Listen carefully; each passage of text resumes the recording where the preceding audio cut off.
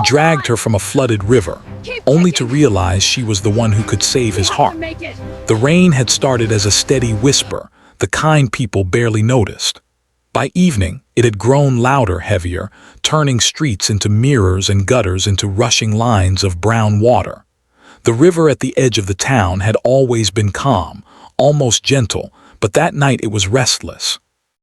It swelled with anger, fed by hours of non-stop rain, pushing against its banks as if it wanted to escape. He had been awake since dawn. As a volunteer emergency responder, he was used to long days and longer nights, especially during storms. Still, this one felt different. The air carried a strange pressure, thick and uneasy, like the town itself was holding its breath. Sirens echoed in the distance, and phones kept ringing with calls for help. Cars stalled, homes taking on water, people trapped and afraid. He moved quietly, pulling on his rain-soaked jacket, his boots already heavy with mud. He did not speak much, never had. People knew him as dependable, calm, and distant. No one knew how tired his heart truly was.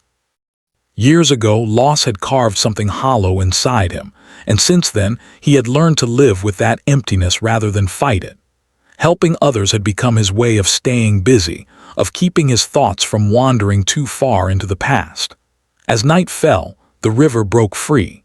Water spilled over the banks and rushed across the road, carrying branches, trash, and pieces of broken fences. Floodlights were set up along the river crossing, their beams shaking in the rain. He and the other responders worked quickly, shouting instructions, guiding people to higher ground. The wind pushed against them, cold and sharp, and the rain stung his face like tiny needles. Then he saw something that made his chest tighten. At first it looked like debris, just another dark shape moving too fast in the water. But then the shape shifted. An arm appeared, then disappeared again beneath the surface. Someone was in the river. He did not wait for orders. He ran toward the edge, his boots slipping in the mud. The river roared, louder than the storm, louder than the voices behind him shouting for him to stop. The water was fast and cruel, pulling everything toward the bend where it grew deeper and more dangerous.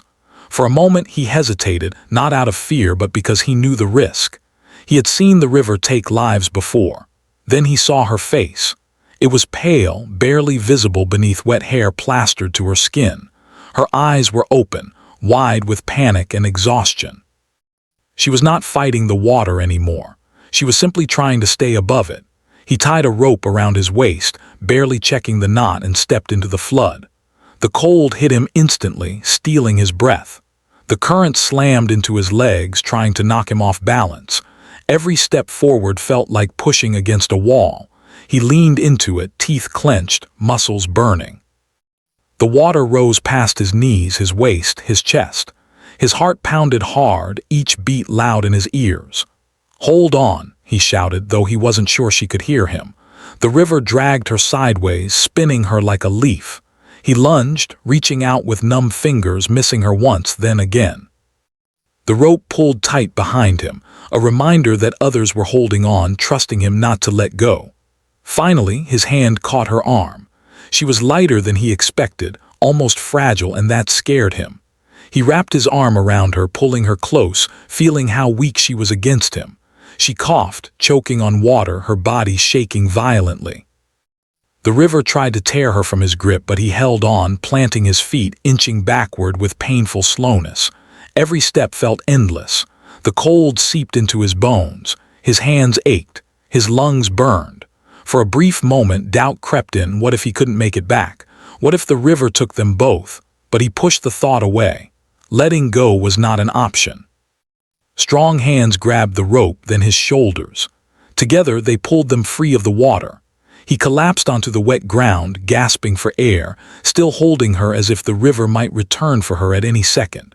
She lay there, coughing, water spilling from her mouth, her chest rising and falling in sharp, uneven breaths. Someone wrapped a blanket around her. Another voice called for medical support. The rain continued to fall, but softer now, as if the storm itself was growing tired. He sat beside her, soaked and shaking, staring at the river as it rushed past, angry and unstoppable. His hands trembled, not just from the cold, but from the sudden quiet that followed the chaos. The moment replayed in his mind, the way her arm had felt in his grip, the look in her eyes when she realized she was not alone anymore. When she finally turned her head and looked at him, their eyes met. She did not say thank you. She simply looked at him, confusion and disbelief mixing with something deeper, relief, maybe, or the shock of still being alive. Her lips parted slightly as if she wanted to speak, but no words came. Then her eyes filled with tears, silent and heavy, slipping down her cheeks. He looked away. He was not good at moments like this. Gratitude made him uncomfortable. Emotion felt dangerous, like standing too close to that river again. He told himself it was just another rescue, another person saved, another night he would forget by morning. But something felt different. As paramedics arrived and lifted her onto a stretcher, he stood slowly, his body aching in places he hadn't noticed before. His chest felt tight, not from the cold, but from something he couldn't name. He watched as they checked her pulse, her breathing, their movements fast but controlled. "She's lucky," one of them said. "Another minute out there." He wondered what kind of luck had brought her to the river that night, and what kind had brought him there at the same time. As they carried her away, she reached out suddenly, her fingers brushing his sleeve. The touch was light, almost accidental, but it stopped him in place. She looked at him again, her eyes searching his face as if trying to remember it, to hold on to it. "Thank you," she whispered, her voice barely louder than the rain. He gave a small nod, unable to speak. The ambulance doors closed and the sound of the engine faded into the storm. The river continued to rush, but the worst had passed. The water level began to fall slowly, quietly retreating from the land it had claimed. He stayed there long after the others moved on, staring at the dark water. He did not know why he felt so heavy, why his heart seemed to ache in a way that had nothing to do with exhaustion. He told himself it was just the night, just the cold, just the adrenaline leaving his body. Still, as he finally turned and walked away, one thought followed him, unwanted and persistent. Some rescues did not end when the water let go. And though he did not know her name, or her story, or the reason she had been in that river, he felt, deep down, that pulling her from the flood was only the beginning of something neither of them yet understood. The days after the flood passed slowly, as if the town itself was recovering from a deep wound. Mud lined the streets, clung to doorways, and stained the lower walls of homes. People moved differently now, more carefully, more quietly. The river had returned to its usual shape, calm and almost innocent, but no one trusted it the same way anymore. He returned to his routine the very next morning. Before sunrise, he cleaned his boots, washed his jacket, and hung it to dry. The smell of wet fabric filled his small apartment. Everything looked the same as it always had, plain furniture, quiet rooms, no photographs on the walls. He liked it that way, fewer reminders, fewer questions. At the emergency center, people talked about the flood nonstop. They spoke about close calls, lost belongings, damaged houses. Someone mentioned the woman pulled from the river, calling it a miracle. He listened without joining in, nodding when expected. To everyone else, it was a story that would fade with time. To him, it didn't. At night, sleep came in pieces.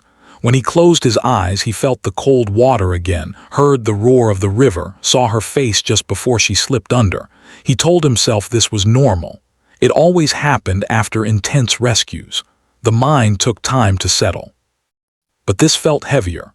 During the day, he kept busy, helping clean flooded homes, checking on elderly residents, carrying supplies. His body worked on habit, but his thoughts wandered when he wasn't careful. Small things pulled him back to that night. The sound of rushing water, the sight of wet hair, the memory of her fingers brushing his sleeve as she was taken away. He did not ask about her. He told himself it was better not to. Knowing details only made things harder. He had learned that lesson long ago. Caring too much led to pain, and pain stayed longer than gratitude ever did. While he was rebuilding the town, she was rebuilding herself. She woke up in a hospital bed with a deep ache in her chest and a dull pounding in her head. For a moment, she didn't know where she was. The white walls, the steady beeping, the faint smell of disinfectant, it all felt unreal.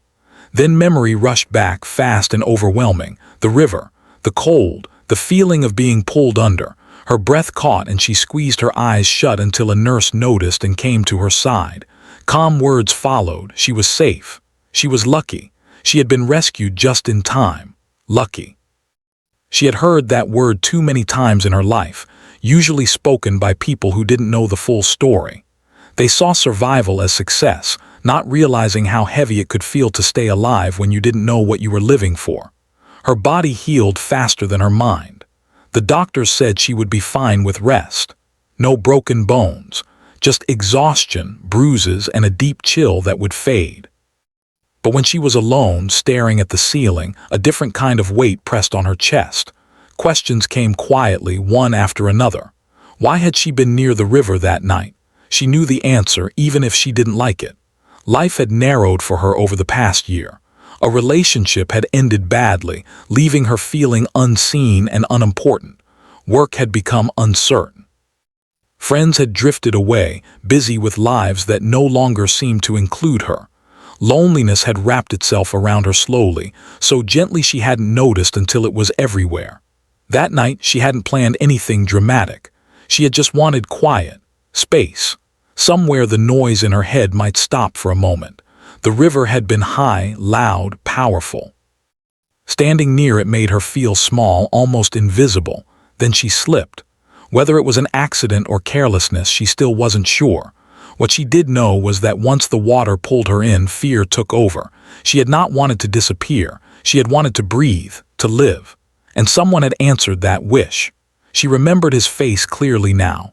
Not heroic, not dramatic, just focused. Determined, tired. There had been no promise in his eyes, no speech, just action. Strong arms, a steady grip. The feeling that she was not alone in that moment. After she was discharged, she had nowhere to go but a temporary shelter set up for flood victims. Her apartment had taken water and repairs would take weeks. The shelter was crowded, noisy, and filled with stories of loss. Yet strangely, she felt less alone there than she had in months. She started helping almost immediately. At first, it was small things, handing out food, folding blankets, listening. She discovered that when she focused on others, the tightness in her chest eased. People talked to her, trusted her, shared pieces of their lives. It made her feel useful again. Real. Someone suggested she volunteer at the community health center once the shelter closed. The idea stayed with her. Meanwhile, he continued to ignore the quiet warning signs his body had been giving him for years. Shortness of breath during heavy work. A tight feeling in his chest when stress built up. He told himself it was age, fatigue, nothing serious. There were always others who needed help more than he did. One afternoon, while lifting damaged furniture from a flooded home, the pressure in his chest returned sharper than before. He paused, gripping the edge of a table until the feeling passed. A fellow responder noticed and told him he should get checked. He brushed it off. Later that night, alone in his apartment, the pain returned. Not strong but steady, uncomfortable enough to remind him of something he had been avoiding. He sat on the edge of his bed, breathing slowly, staring at the floor. He thought of the woman from the river. The thought surprised him. He hadn't meant to connect the two, yet there it was. He wondered if she was healing, if she was safe, if she remembered him. The next morning, he scheduled a checkup at the community health center. It was a place he rarely visited unless escorting someone else. The waiting room smelled faintly of coffee and cleaning supplies. People sat quietly, flipping through magazines or staring at their phones. He filled out forms, his handwriting neat and careful. When his name was called, he stood and then froze. She was at the front desk, organizing files. For a moment, neither of them moved. She looked healthier than she had that night, color back in her face, her hair dry and pulled back. But her eyes were the same. When she recognized him, something softened in her expression, like a knot loosening. He felt it too. "Hi," she said, her voice gentle, unsure. "Hi," he replied. There was an awkward pause. 1,000 things sat between them, unspoken. The river, the rescue, the fear, the gratitude. "I'm glad you're okay," he said finally. She smiled, small but real. "I am because of you." She looked steadier. As he followed the nurse down the hallway, he felt a strange pull, as if leaving the room meant leaving something unfinished. During the examination, his mind wandered. The doctor spoke about stress, about warning signs, about taking better care of himself. He listened more closely than he ever had before. When the appointment ended, he stepped back into the waiting area. She was still there. Their eyes met again, and this time neither looked away. "Would you like some tea?" she asked. "They make it in the break room. It's not great, but it's warm." They talked about simple things, the flood recovery, the shelter, the town. Yet beneath every word, something deeper flowed. Two lives that had paused at the same moment. Two hearts carrying invisible weight. Neither of them knew it yet, but this meeting was not an accident. It was the beginning of something slow, careful, and real. After that first quiet meeting at the health center, something gentle began to grow between them. It did not rush forward or demand attention. It simply existed, steady and patient, like a small light left on in a dark room. They did not exchange phone numbers that day. They did not make plans. They just finished their tea, shared a polite goodbye, and returned to their separate routines. Yet both of them carried the moment with them long after it ended. For him, the days felt different now. He still woke up early, still volunteered, still helped rebuild what the flood had broken. But there was a slight shift in the way he moved through the world. He noticed things more: the sound of birds in the morning, the warmth of sunlight through clouds. He caught himself thinking about the health center more often than necessary. Mostly, he thought about her calm voice. At his follow-up appointment a week later, he arrived earlier than needed. He told himself it was just good timing. When he walked inside and saw her sorting supplies behind the desk, a quiet relief settled in his chest. She smiled when she saw him, like she had expected him. "How are you feeling?" she asked. "Better," he said honestly. That surprised him. He had expected to say fine like always, but better felt right. They began to talk more during those visits, short conversations at first, then longer ones. Sometimes they spoke about the flood and the recovery work. Other times they talked about small, ordinary things, favorite meals, quiet places in town, books she liked to read when she couldn't sleep. He learned that she had moved to the town a few years earlier, hoping for a fresh start. Life hadn't gone the way she planned, but she didn't speak with bitterness. There was sadness in her voice sometimes, but also strength. A quiet kind that came from surviving more than people realized. She learned that he had lived in the town all his life, that he preferred simple routines, that he never talked much about himself unless asked directly. She didn't push. She listened. That made all the difference. One afternoon, after her volunteer shift ended, she walked outside and found him sitting on the steps, waiting. He looked up, slightly embarrassed, as if he hadn't planned to be there but somehow ended up staying. "I was thinking of getting coffee," he said, "if you want." The conversation flowed easily. They laughed once unexpectedly over something small and unimportant. The sound surprised them both. It felt good. After that day, coffee became a habit, not every day, not even every week, just often enough to feel natural. Sometimes they met after his checkups. Other times she texted him when her shift ended early. He noticed that he began to look forward to those messages. He still kept parts of himself hidden. There were moments when she would ask about his family, his past, the reason he volunteered so much. He answered carefully, offering pieces but not the whole picture. The loss he carried felt too heavy to place into words. He feared that speaking it out loud would make it real again. She sensed his hesitation and respected it, but she carried her own fears. Some nights she still woke up thinking about the river, the cold, the darkness. She would sit up in bed, reminding herself she was safe. On those days, she kept conversations light, afraid that going too deep might open wounds she wasn't ready to face. Still, they grew closer in the quiet spaces. One evening, after a long day of volunteer work, they took a walk near the river. The water was calm now, reflecting the soft colors of the sunset. She hesitated when they reached the bank, her steps slowing. He noticed immediately. "We can go somewhere else," he said. "No," she replied after a moment. "I want to stand here." "It looks different," she said, "peaceful." Sometimes it takes time to understand what it meant.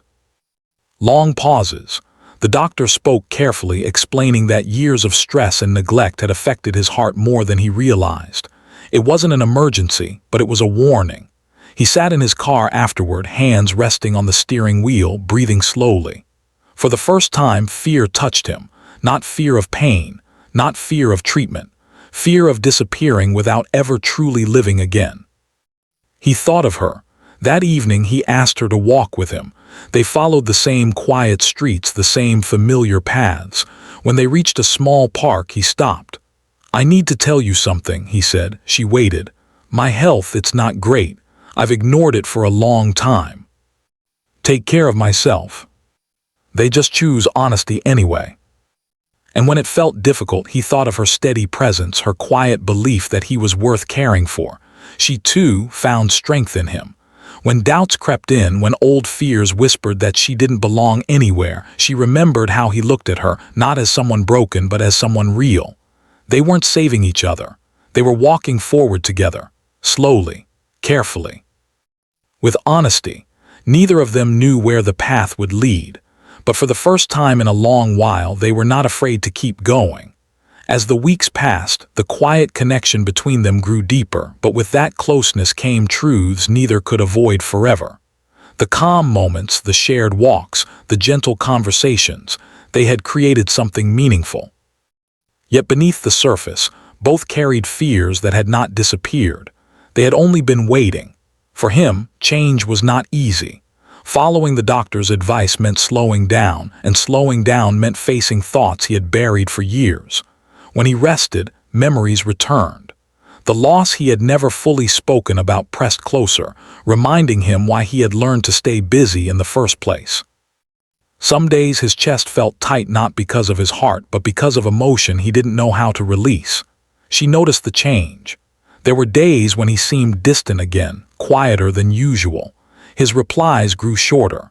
His smiles faded faster. She didn't assume the worst, but a familiar fear stirred inside her, the fear of being left behind once more. Her past had taught her to recognize emotional distance. It had taught her how quickly warmth could turn into silence. One evening, after noticing his distraction all day, she finally spoke. "You seem far away," she said gently as they sat on a bench near the park. He stared at the ground for a long moment. "I don't mean to be," he said. "I just don't know how to handle everything at once. I thought if I kept moving, helping others, staying useful, the pain would stay behind me. But it didn't. It just waited." "I don't need you to protect me from pain," she said softly. "I need you to trust me enough to be real." She worried that her healing depended too much on him, that she was building her strength on something that might not last. One night, she lay awake in her small room, staring at the ceiling. She had survived the river. She had rebuilt her life piece by piece. She could not allow herself to disappear into someone else again. The next day, she suggested something unexpected. "I want to take a step back," she said during their walk. His heart sank, though he tried not to show it. "Not away," she added quickly. "Just toward myself. I need to make sure I'm standing on my own. I don't want to be the reason you lose yourself." But slowly he realized that caring for himself was not weakness. It was responsibility. She focused on her future. She began training for a permanent role at the health center. The work gave her structure and confidence. Helping others reminded her that her life had value beyond survival. She built friendships again, small but real. They still spoke. They still met. But the tone had changed. Less reliance, more respect. One afternoon, they found themselves standing near the river again, watching the water move gently past. "I used to think this place only held fear," she said. "Now I see something else. You have to choose how you live afterward." One evening, as they shared tea at her place, she finally voiced it. "I'm scared," she admitted. "Not of you, of depending too much." "What if," she said slowly, We stop thinking about saving or fixing each other. I don't know what the future looks like, he said honestly, but I know I don't want to walk it pretending I don't care. About standing beside someone, not because they needed you, but because they wanted you there. And in that understanding, both of them grew stronger. The months that followed were quieter but not empty. Life did not suddenly become easy for either of them, yet it felt steadier, as if the ground beneath their feet had finally stopped shifting. They continued choosing each other in small, meaningful ways. He kept his medical appointments without delay. He learned to read his body better, to rest without guilt, to ask for help when he needed it. Some days were harder than others. There were moments when fear returned, whispering that his heart might fail him one day no matter how careful he was. But instead of pushing that fear away, he learned to sit with it, to acknowledge it without letting it control him. She supported him, not by hovering but by believing in his strength. She reminded him gently when he forgot to slow down. She celebrated his progress, even the smallest improvements. Most importantly, she never treated him like someone fragile. To her, he was capable, thoughtful, and deeply human. She, too, kept growing. Her role at the health center became permanent. The work grounded her. Every person she helped reminded her that survival had given her a purpose she had not seen before. She spoke with confidence now, moved with certainty, and trusted herself in ways she never had in the past. There were still quiet nights when memories of the river returned, when fear crept in without warning. But now she had tools to face it. She wrote, she breathed, she reached out instead of pulling away, and he listened. They talked openly about fears, hopes, and the future. Not in grand speeches, but in honest conversations during walks, over simple meals, or while sitting side by side in silence. One evening, while watching the sun set behind the trees, she said something that stayed with him. "You know," she said, "for a long time I thought being saved meant someone pulling you out of danger. Now I think it means learning how to stay."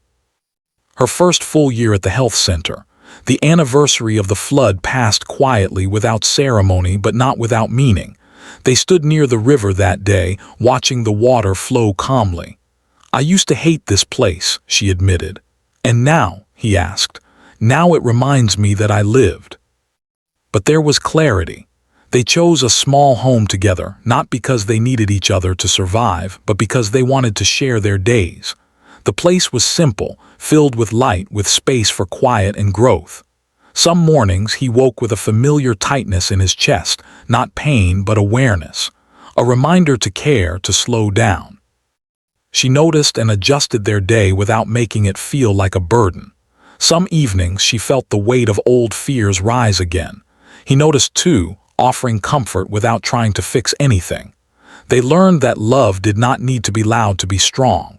It lived in shared routines, in cooking meals together, in checking in with honesty, in allowing each other to be imperfect. One afternoon, as they sat together reading, she looked up and said softly, "You know, you didn't just save my life that night." He did not complete her. They met each other at a moment when both were broken in quiet ways, and instead of turning away, they stayed. Time moved forward as it always does. His health remained something they monitored together. There were challenges, adjustments, moments of worry, but there was also laughter, calm, and purpose. The rescue from the river became a story they rarely told. When they did, it wasn't with drama, but with gratitude, because the real rescue did not happen in the water. It happened afterward, in the choice to heal, in the courage to face fear, in the decision to care for themselves and for each other. And in that choice, every single day, they found a life that felt full, honest, and real.